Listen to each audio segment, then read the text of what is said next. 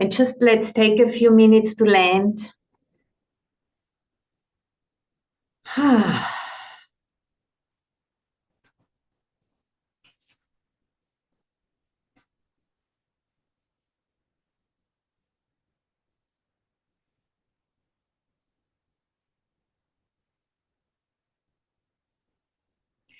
Sometimes when everything starts to speed up around us, because there is some deadlines or some challenges coming,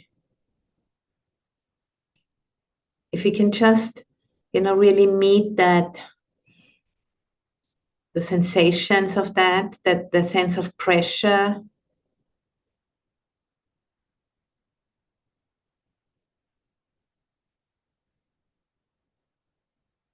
and just bring space to it and softness, the Brahma Viharas really. And then, of course, we still need to do things, but we just slow down a little bit so we can, bring that softness, kindness, and spaciousness to how we feel. And sometimes we might even stop for some time and just do that, because it doesn't necessarily come easy.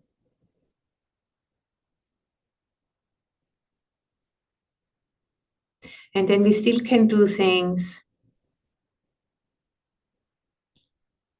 but we're going to make much less mistakes that way. And then we have less to clean up afterwards. It's just so much more efficient all the way around in terms of, cultivating a practice which works, and also, creating in the world and being engaged with things we sometimes can't postpone. They just need to be done.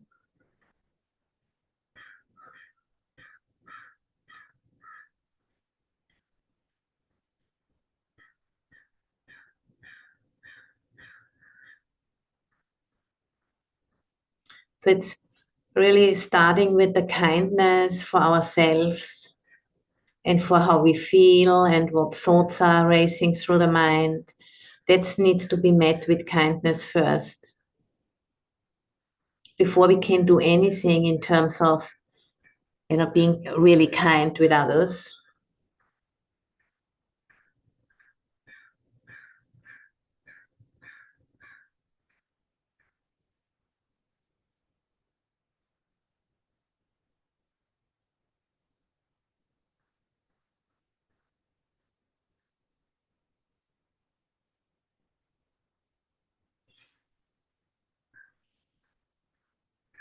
And with every breath, we can make a little bit more space.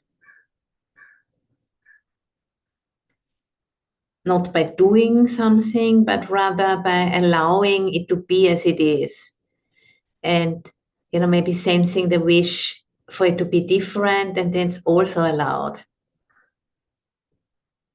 Because space is limitless. And when we're in this contracted state, we forget it, of course. Because it feels like very, very tight. And when we are triggered, we might regress into some earlier times, feel like a little helpless child. And we can know that too. And there's still there, the adult is also here, who knows, deadlines, who knows about things which cannot be postponed and knows what can be postponed. That's the adult. And the child is also here. They're both here. There are several different parts of us which can be present at the same time.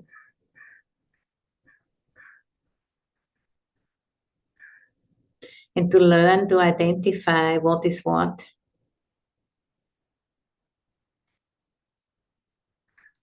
is part of the practice.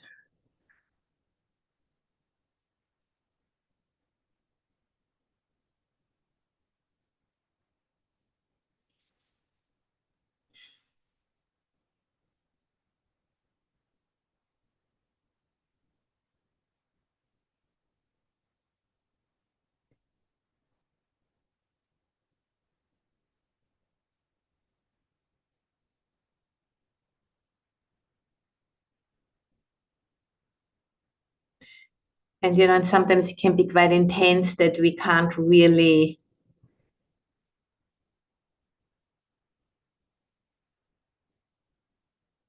remember all of what I have just been saying, but through getting used to it, through cultivating this practice, it can become just an automatic response that if we feel very triggered or tight or a sense of urgency, that we just know that making space for that is the right response without even, you know, maybe being able to access the philosophy behind it, but just trusting it because we have done it, we have trained ourselves in it, and we know this is the way to meet contraction.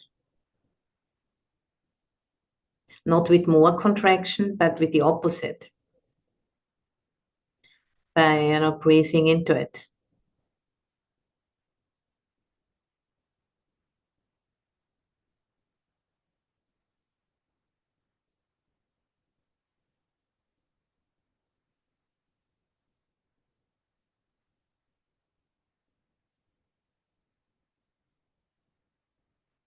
And allowing it to be there.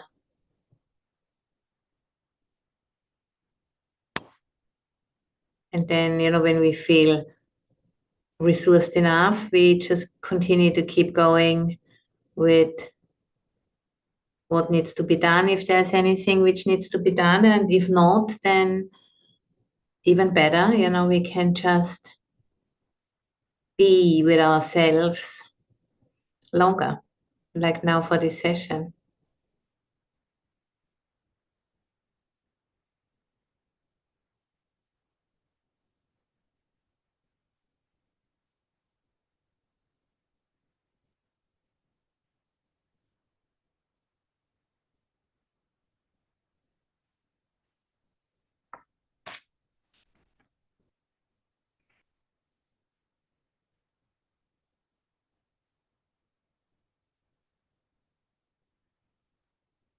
And before I go further, I just wanted to ask, you know, if you are not sitting on the floor, if you're sitting on a chair, and I think many of you do, if you could just get something, you know, like a stone or some natural uh, something, you know, you could use as a small surface to tap on.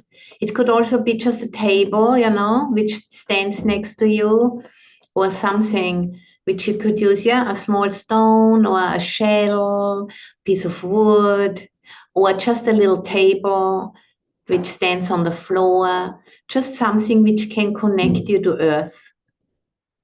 Just give you a minute or so to get something if you need to get up. Or you can also bend over and use the floor if that is not too difficult for you.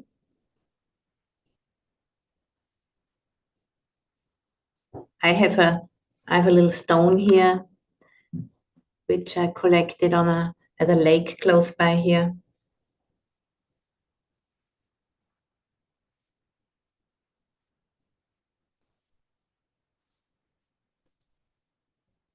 Good. So it seems to be everybody's back.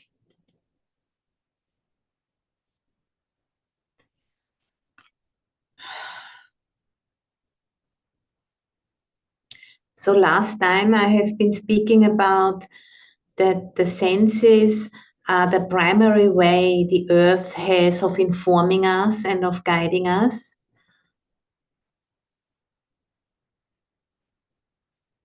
And that we need to align ourselves with the earthly realities and outgrow this, you know, more adolescent, immature aspirations for controlling everything. And if we want to, you know, kind of do this work of washing away the old narrative of that the earth is here for us, we need to apprentice ourselves to a particular place or a particular terrain where we live, you know, and we could say that terrain where we live is the terrain which has claimed us for some reason. We have ended up here. And that's where we need to ask for guidance, because we are here, for countless causes and conditions coming together who brought us where we are right now. And that's where we start. With this body in this place.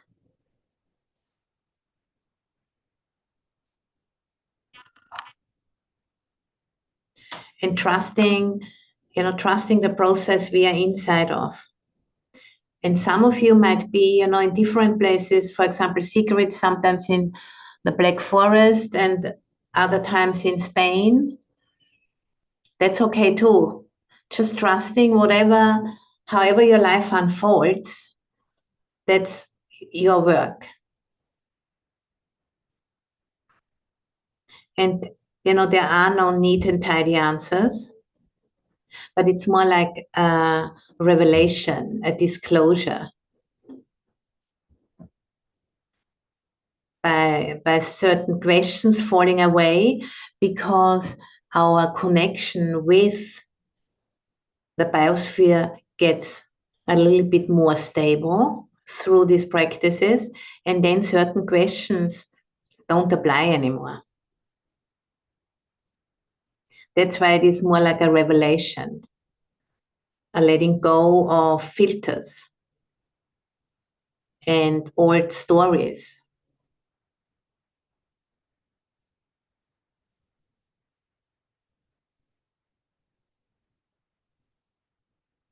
And that's, what I find so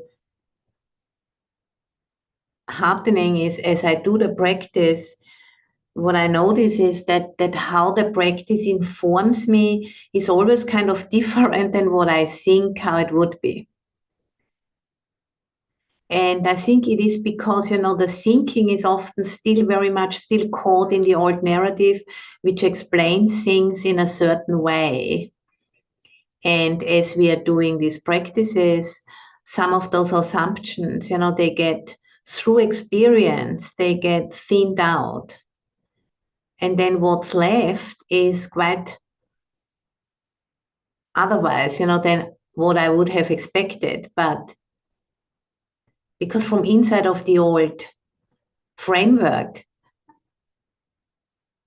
I couldn't see what I can after some of that old framework has been thinned out. And just trusting that there's a mystery about that and an uncertainty, which is just necessary to make friends with. Without that, without going into this uncertain territory, we're just going to stay where we are. And we all know we can't really stay in that old story. So we need to learn to tolerate the not knowing, and also need to know we're doing it together. And we are not alone in this. And that's why we meet on the Wednesdays, and then maybe sometimes also do retreats. And there's many other pockets of sanity, how I like to call them, who do the same work in just a different version of it. And trusting that. And the fear and the uncertainty is just the necessary part of it. You can't really go into new territory without going somewhere you haven't been before. I mean, that just doesn't work otherwise.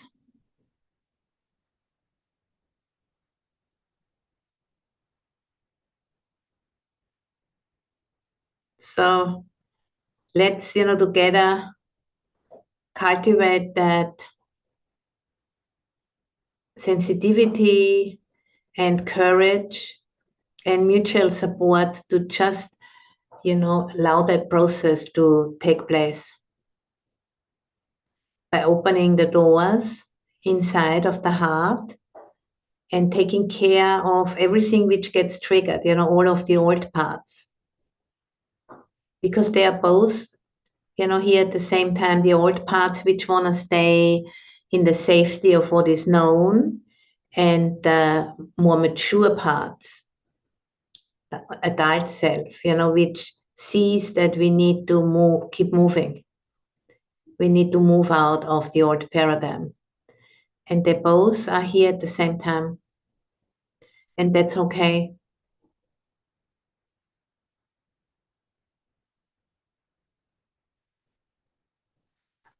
And how great it is that we at least understand it theoretically. So we have a direction in which to develop.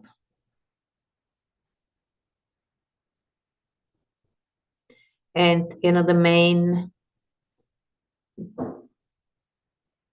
main capacity to develop is to be with the discomfort of the not knowing on the one hand,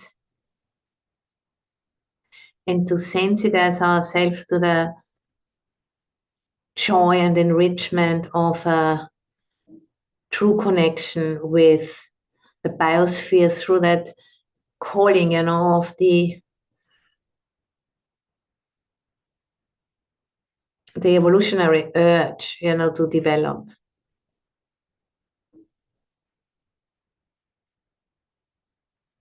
And how they exist together. On the one hand, the holding back and the wanting to be safe, and thinking that safety lies in what we know. But I don't think so, really.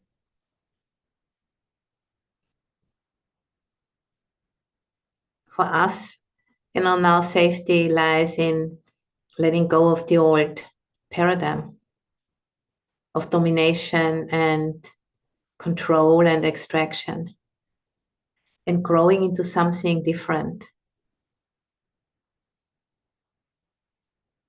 And finding our place in the web of life again. And knowing, that's not something which we can force, but it's something we can allow and put causes and conditions in place so that the alchemy can take place.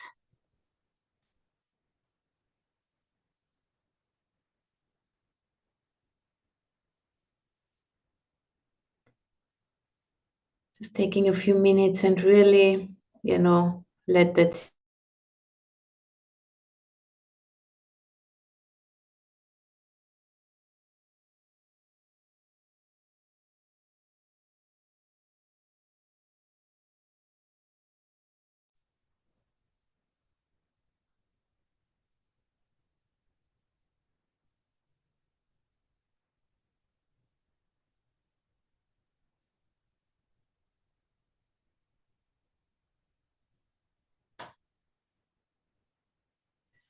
and knowing, that the intention is at the steering wheel of this process.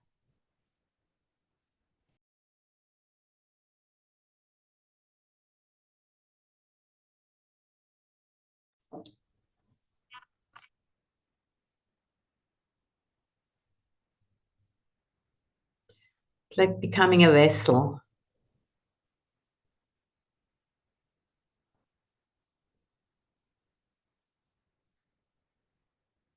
And sometimes that vessel feels a little bit full, with triggered material, and breathing into that.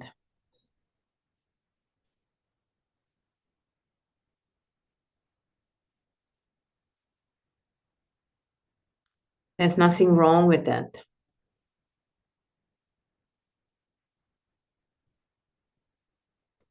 It's not a straight line, this path, but it's being flexible and bending in the wind like a healthy tree. And trees get even stronger, through the wind, through the action of the wind, they get strengthened. If they can move, they get stronger. And that's exactly, what we are learning. Sometimes we feel very inspired and ready to go, and then sometimes we feel fearful. And that's the bending, being okay with both and not going overboard with both, but finding it back to the middle, the gravity, which roots us into the ground.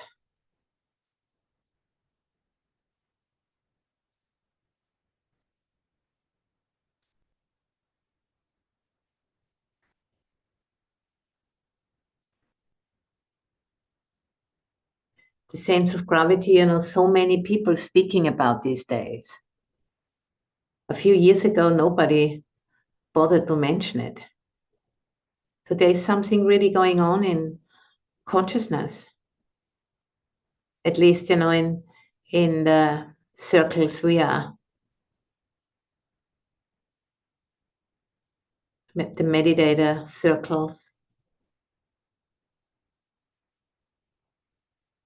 And I brought a poem by Rainer Maria Rilke, who was Austrian actually. I'm proud to say. And there's a poem of his which is called How Surely Gravity's Law. How surely gravity's law. Strong as an ocean current, takes hold of the smallest thing and pulls it toward the heart of the world. Each thing, each stone, blossom, child, is held in place. Only we, in our arrogance, push out beyond what we each belong to for some empty freedom. If we surrendered to Earth's intelligence, we could rise up rooted like trees. Instead, we entangle ourselves in knots of our own making and struggle, lonely and confused. So, like children, we begin again to learn from the things because they are in God's heart. They have never left Him. This is what the things can teach us: to fall, patiently to trust our heaviness.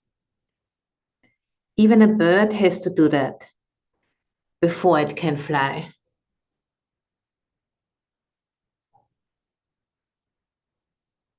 Even a bird has to do that before it can fly.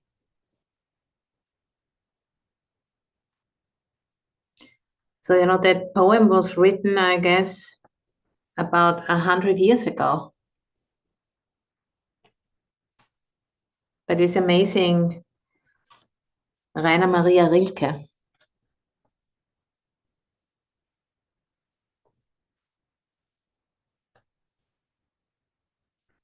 So speaking about trusting the gravity.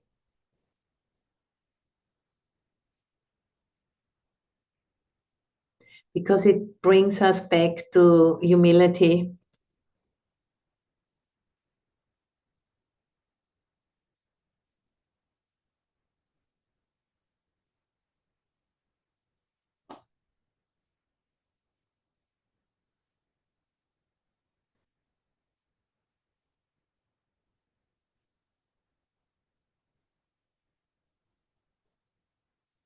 And, connects us with this aliveness of the earth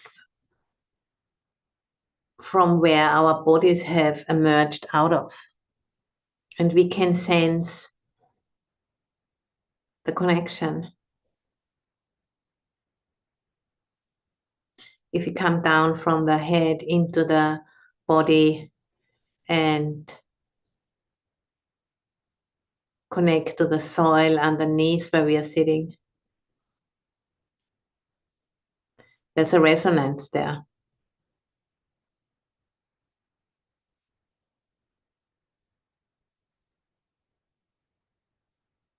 And if you find it helpful, you can send some roots down there with the out breath without any pressure.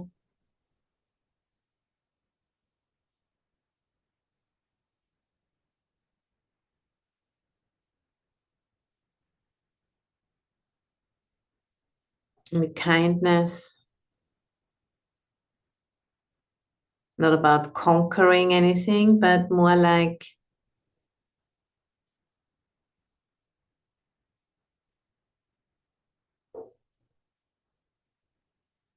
emphasizing what is already there.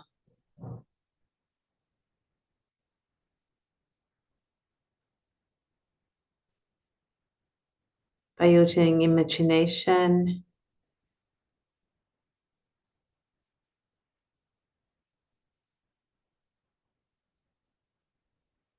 and with the in-breath, we breathe up the stability and the stillness and the vastness of the earth.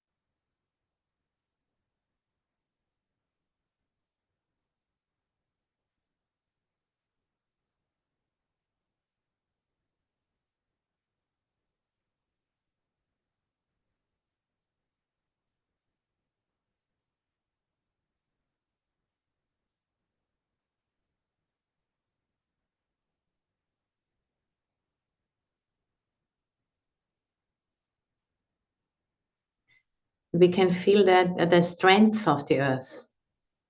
And the word gravity in German is Schwerkraft. And if I try to translate that into English, it means like heavy strength.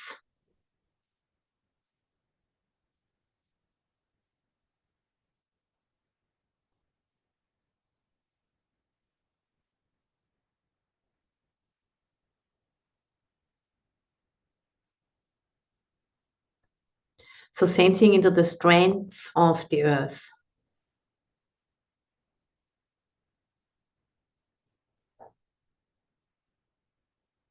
And all of what the earth makes possible, is being the ground for amazing things.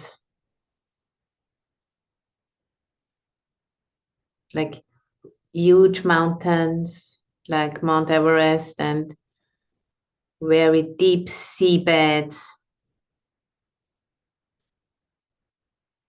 and all of the different kinds of plants and foods and trees, and us, human beings, and the animals, and all of what emerges from the earth.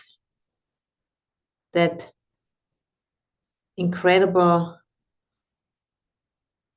variety of creativity.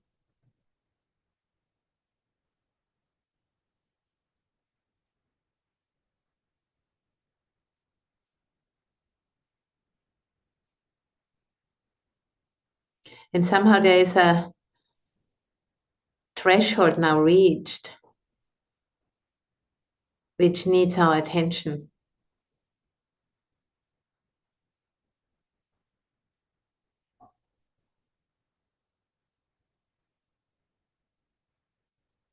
Because somehow the creativity is stunted. Because certain things are out of alignment.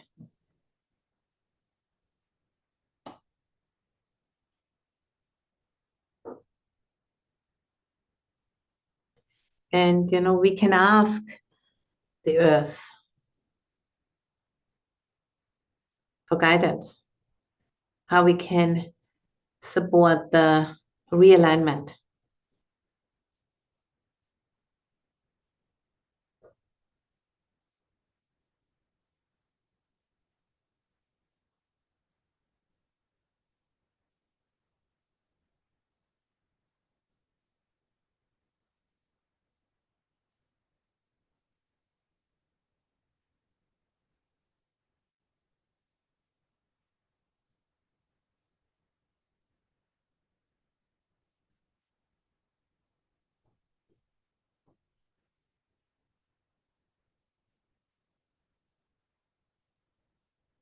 And really, noticing inside of our depths, our heart, that wish, to take care and help that realignment to find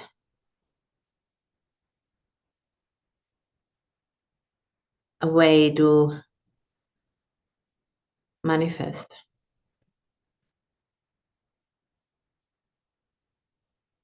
That's a way of metta and karuna. It's all of the Brahma Viharas.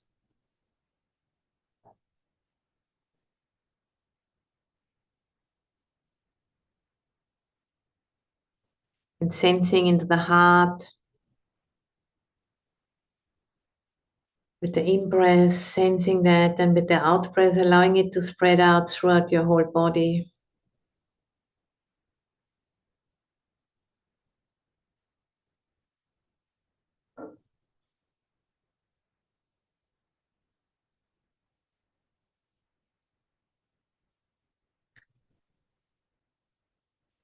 Without any pressure.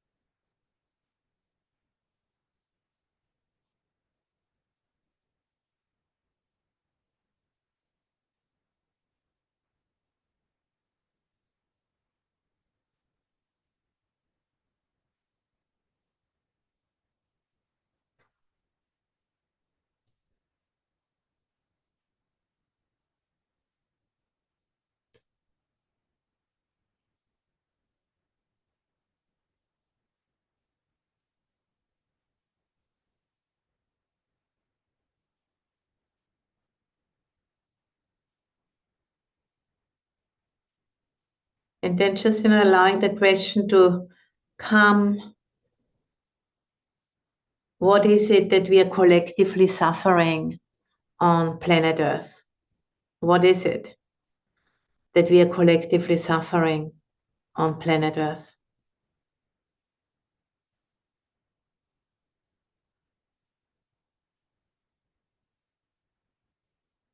And pretend for a moment that you have never been on this planet before. And dropping all stories and news reports. Just keep breathing. We are listening for a response we may have missed so far. For a response we don't want to hear, maybe. What is it that we are collectively suffering on planet Earth?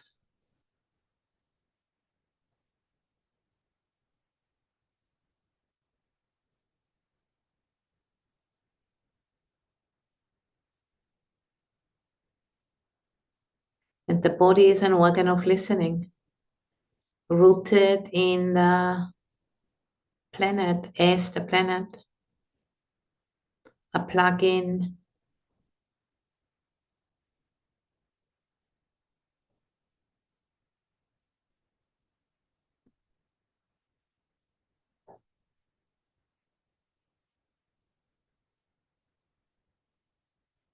Which can bring up that answer from the depths of the connection.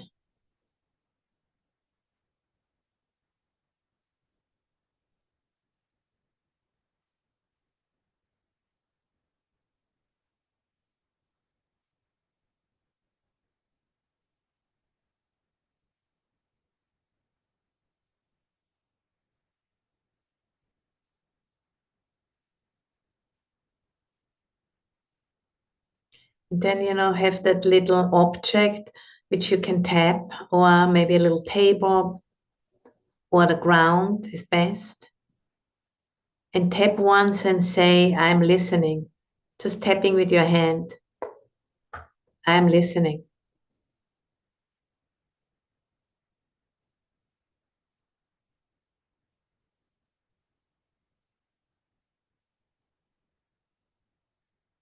And then tap twice and say again silently, I'm listening, or loud.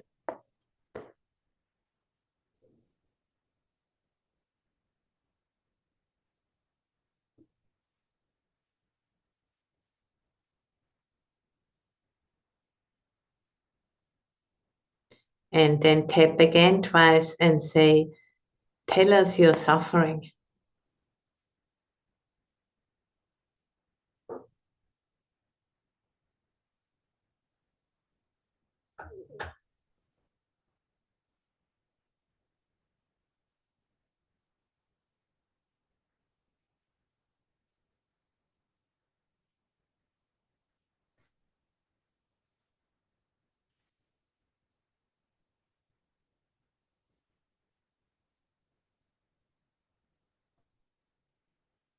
And then tap 3 times and say again, tell us you're suffering.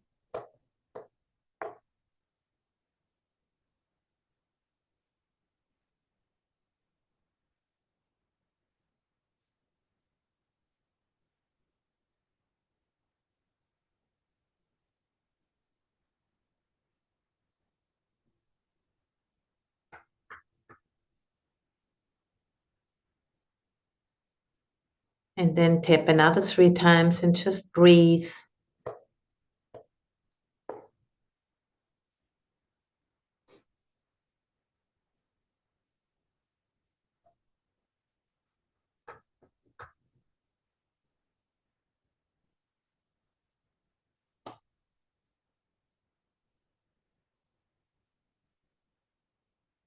And trust that the response will come.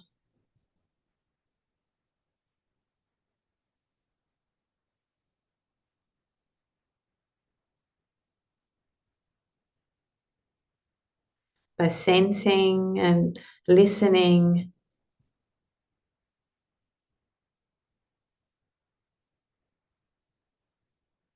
into the depths, which is still, an underdeveloped skill, a different approach than the scientific approach. And it can help us to be more diverse in our approaches.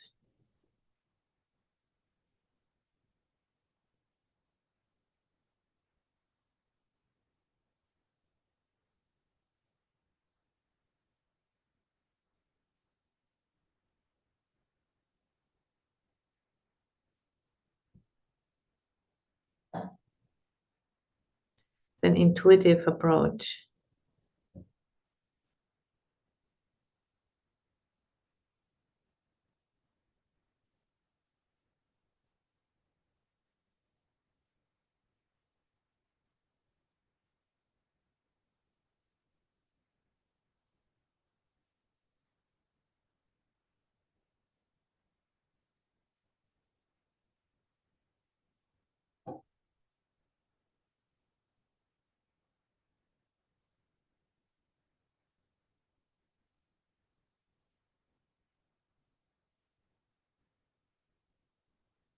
It's like an invitation,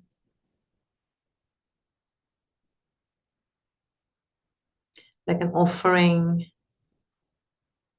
like preparing a vessel to be filled.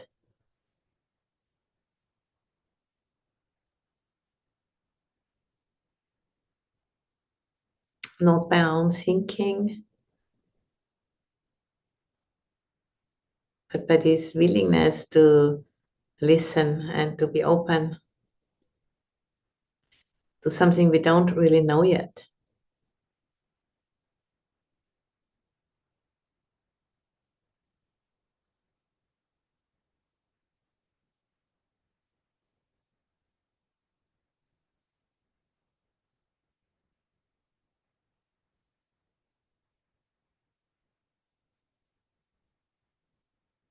And asking the question, how can I serve your unfolding in these dark times? And then we can tap again 3 times.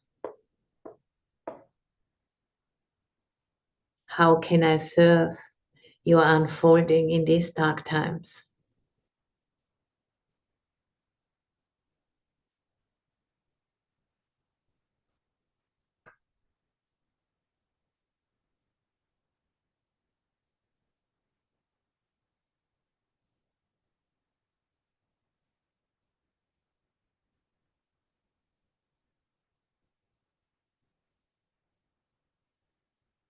Tap again 3 times. How can I serve your unfolding in these dark times?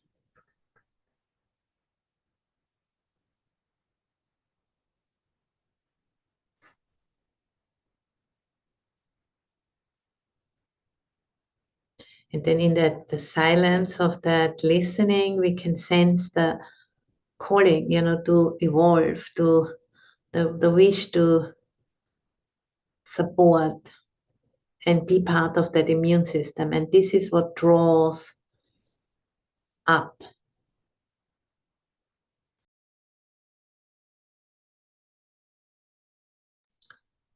our individual answers, maybe not today, but when the time is right.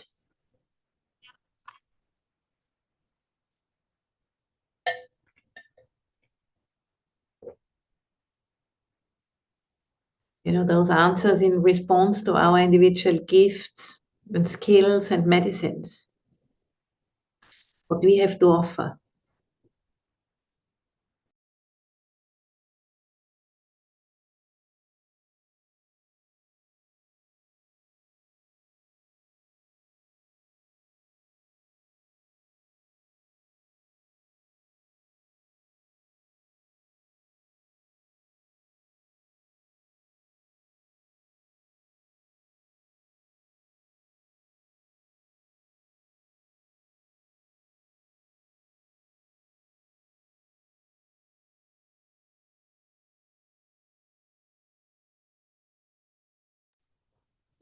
And if there's no response coming, that is fine.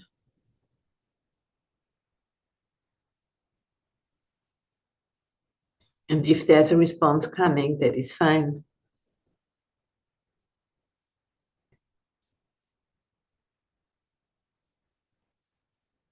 Not forgetting, this is not a place of neat and tidy answers, but it's a process of maturing and a process of thinning out of filters.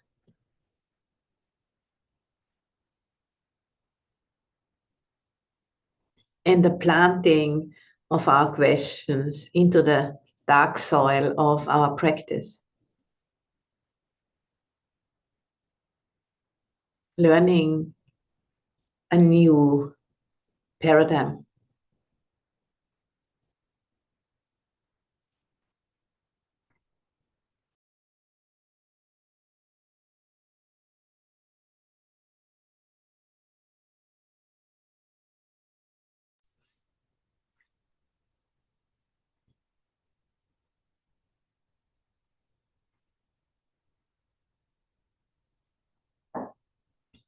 And we are taking care by bringing this openness and discernment to the process.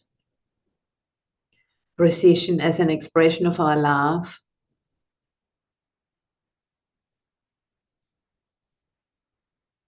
Supported, by the community of our group here, and knowing there's many other groups out there.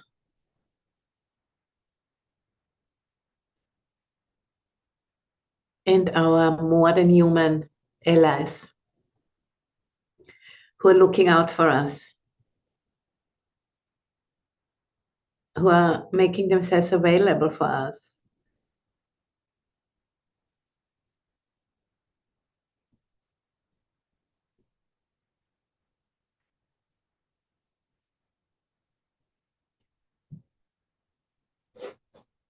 We are all together in this. And breathing that in into your whole body, your cells, your tissue.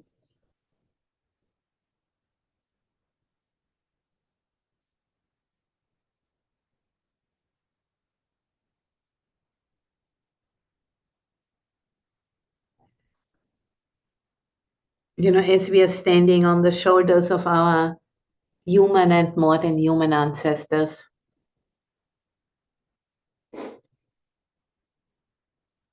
Keeping on with the work.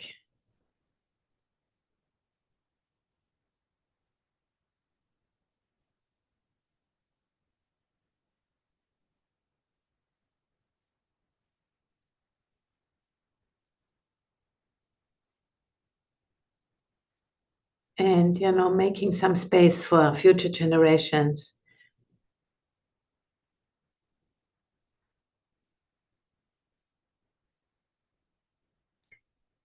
But breathing into this new paradigm, helping it to land here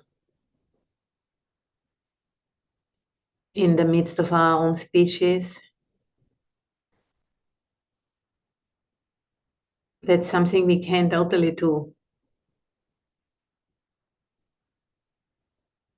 Even if we are sitting in our living room, we can do that. And in that way, every living room can become a little annex to the Earth Room.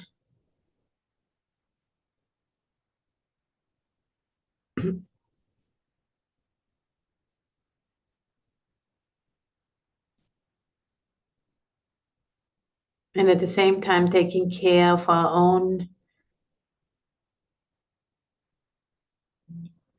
mental health, our own mental equilibrium.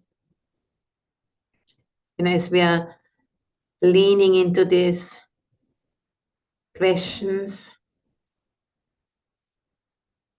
and helping, to be part of the immune system of opening up a different paradigm for the benefit of all sentient beings.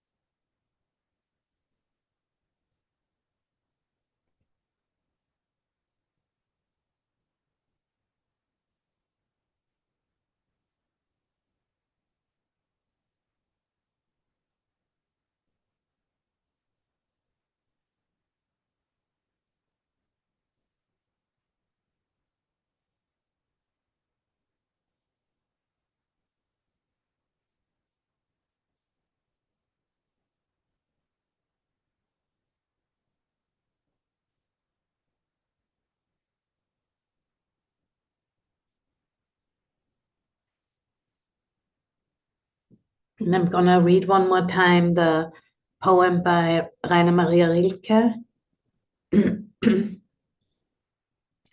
How surely gravity's law, strong as an ocean current, takes hold of the smallest thing and pulls it toward the heart of the world.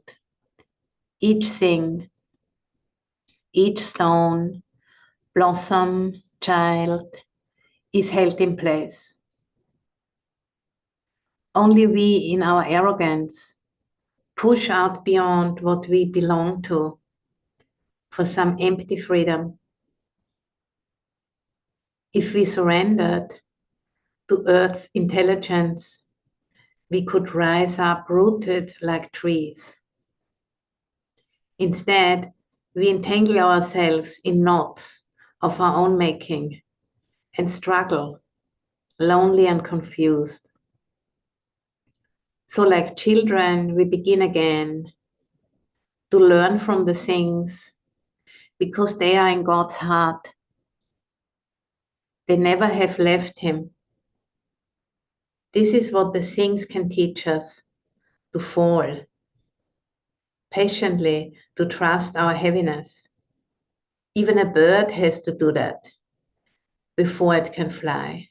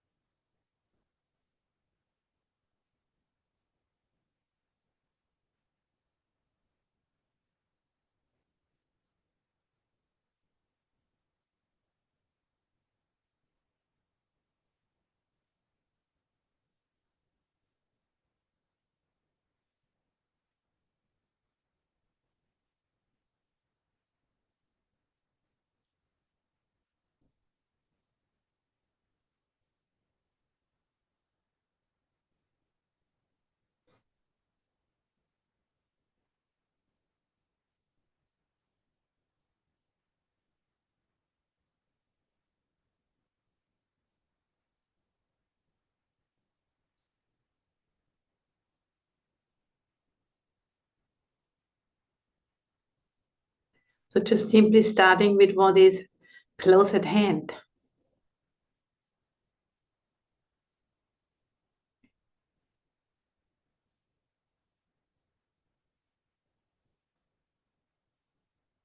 What we can sense immediately once we stop being lost in the thinking mind, we become aware of the body sitting and breathing in and breathing out, and the gravity.